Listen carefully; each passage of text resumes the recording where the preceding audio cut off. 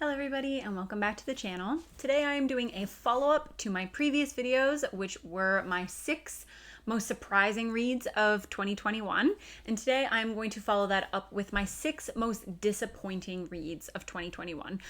I went back and forth on whether or not I wanted to do this video because I always worry, and I know that this is really unlikely because I'm a very small channel, but I always worry about someone putting a lot of work into something and then seeing it show up on one of these lists, and I'm sure that that is not a good feeling. But I would just like to say that these were disappointing reads for me. A lot of them are very popular and a lot of people really love them.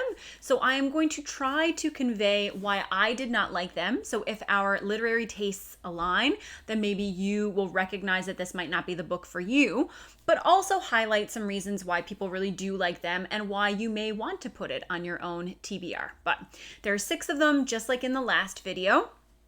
And I will get started right away to try to keep this at a manageable length. So the very first book that I read in 2021 that made it to this list was These Violent Delights by Chloe Gong. This was a book that I'm not sure if it was at the end of 2020 or at the beginning of 2021, but it was everywhere on BookTube. I believe it was one of the Book of the Month books. So a lot of people had been talking about it in their TBRs or in their book hauls, and a lot of people were really excited to get to read it. This is a Romeo and Juliet retelling that takes place in Shanghai, and it features a young woman who comes from a family who lives in Shanghai, and I believe a Russian boy, but he also lives in Shanghai, and they are kind of the central characters in this Romeo and Juliet romance that are on kind of opposite sides of this struggle. And I think what didn't do it for me in this book is that it's a genre that I don't read as much anymore, so I feel less compelled by the conventions and the tropes and the style, but also I just went in expecting something that this book did not deliver. So I read this in February, and I picked it up because I had heard everybody talking about it, but also because I thought it would be like a good angsty romance that I could just flick through in February, and it would fit a Valentine-esque theme.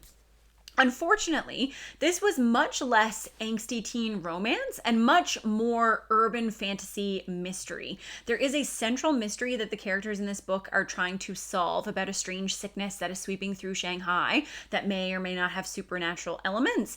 And the plot was much more focused on that and much less focused. I would call this urban fantasy with like a very small hint of romance rather than a YA fantasy romance, which is what I went in looking for. So this was through no fault of the book. This was just at its basest form, this was just unrealistic expectations on my part.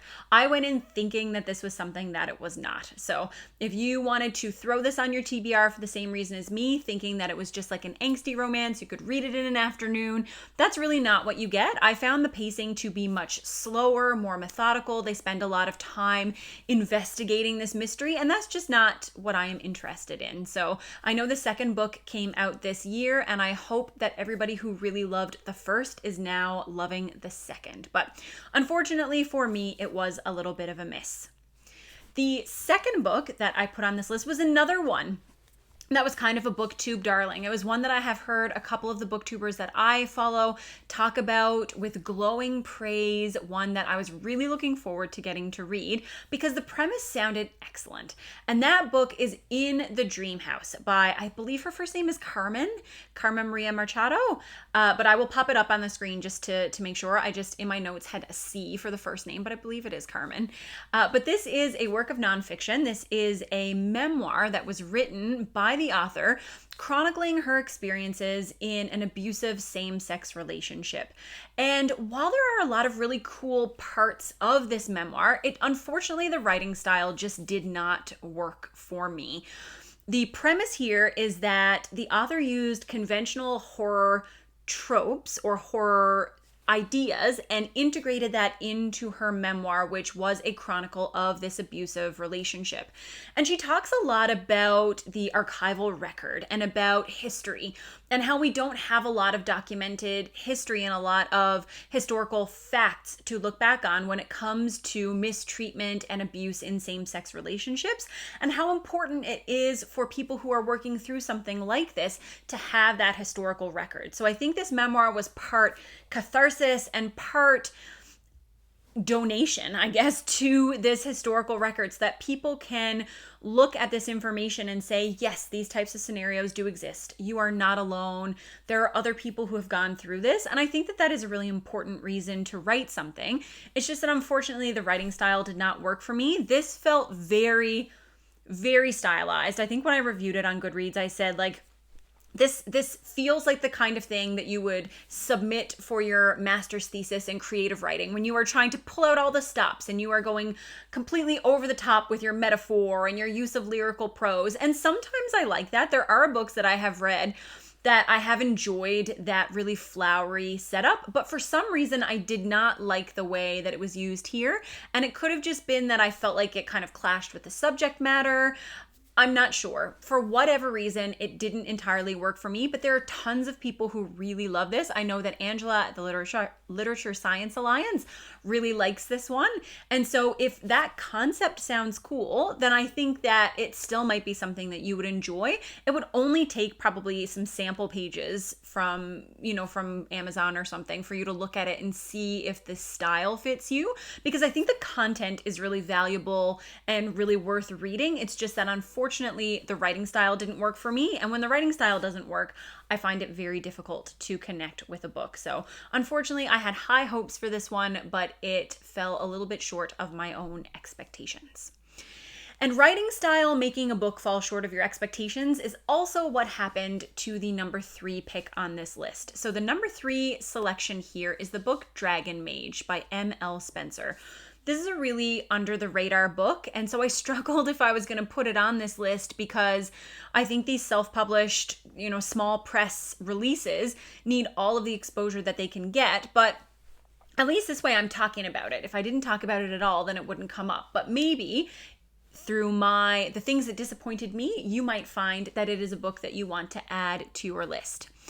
This is a book that I picked up at the beginning of the year because of the recommendation of Patrick. So Patrick really loves this book, and I will link his review I think he did a review, but if he did one, I will link it here so that you can go and find kind of the opposite perspective here. But he really loved this book, and it is a beautiful, beautiful book. And so I thought I'll pick up the ebook. I think I got it on a Kindle sale or something. And if I really love it, then I can order that gorgeous hardcover book. And I picked it up, and I really wanted to love it because Patrick and I had just become friends. And when you're in that kind of beginning, tentative stage of a friendship, obviously you're trying to find things that you have in common and talk about the things that you both like. And so I feel like I had a lot invested in liking this book.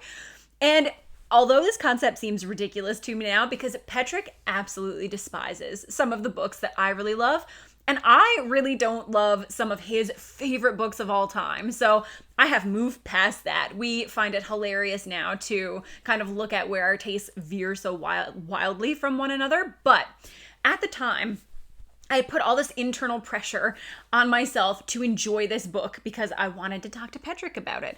And unfortunately, it just didn't do it for me. Dragon Mage is it's a classic fantasy in setup, which seems like something I would really love.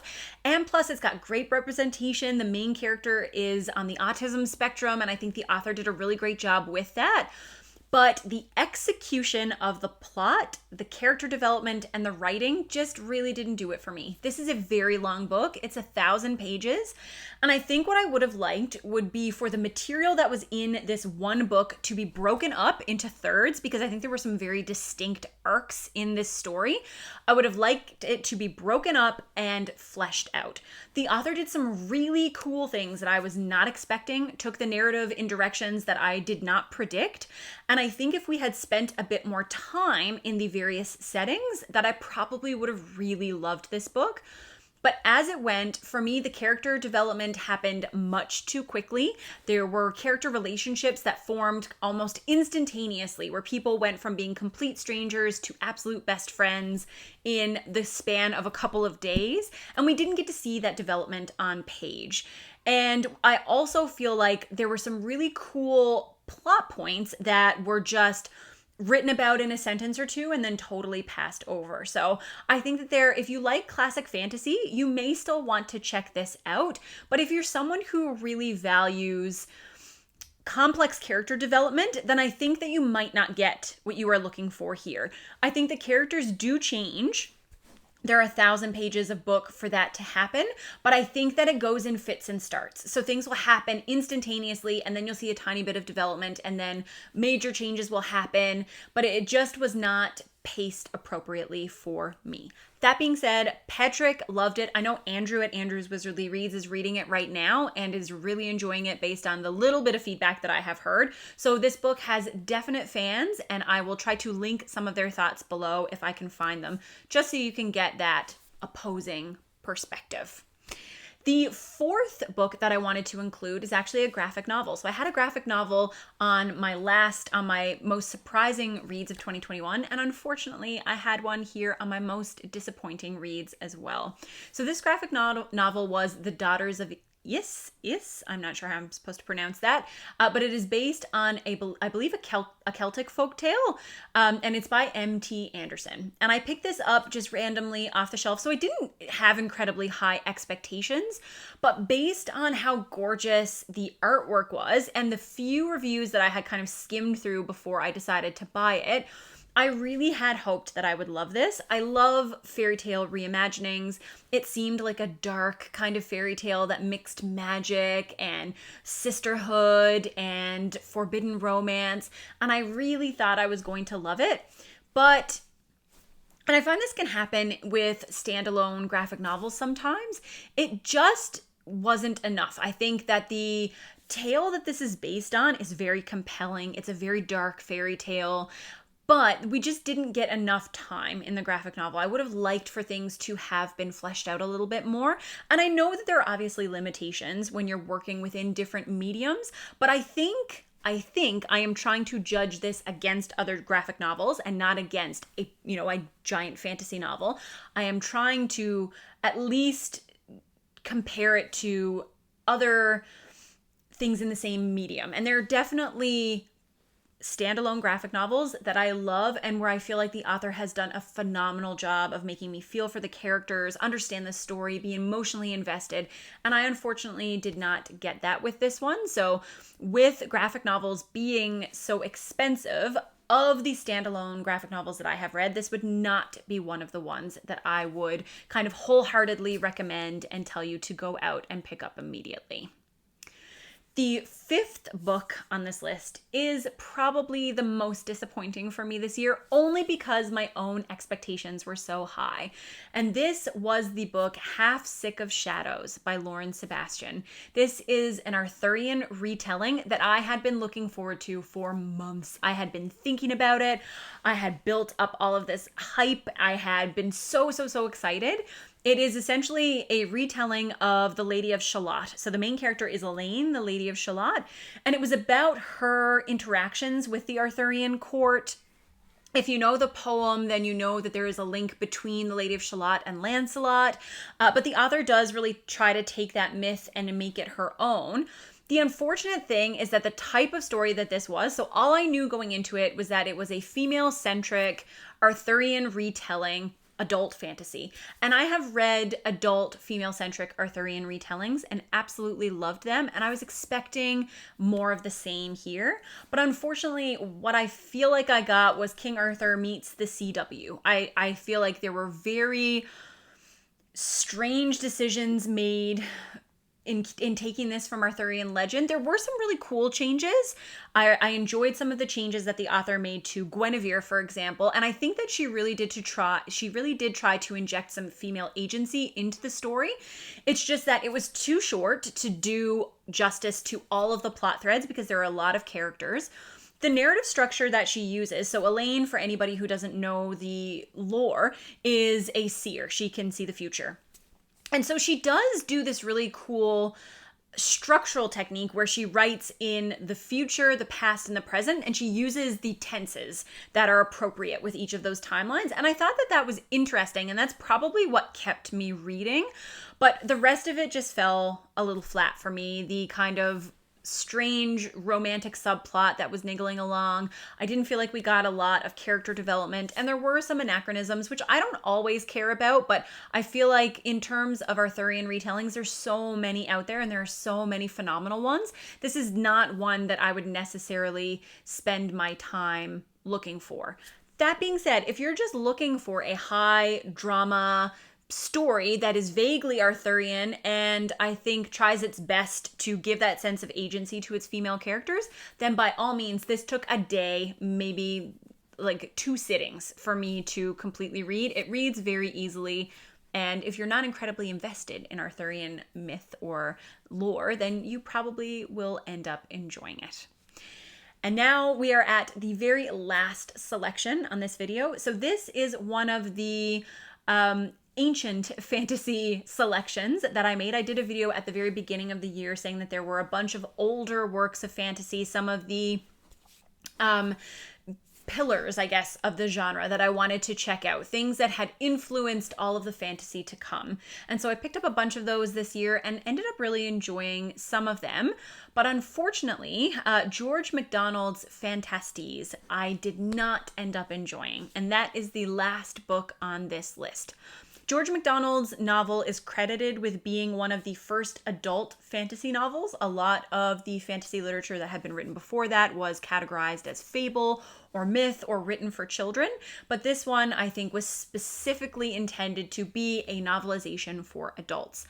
And I think that I can definitely see the influence that it has had on the fantasy genre. I think that it is really fun to go back and check out these stories. I enjoy being able to read them. I enjoy trying to piece together where they came from and what they have kind of borrowed from the ancient texts that we have that came before them, but also how they have had their influence through the years.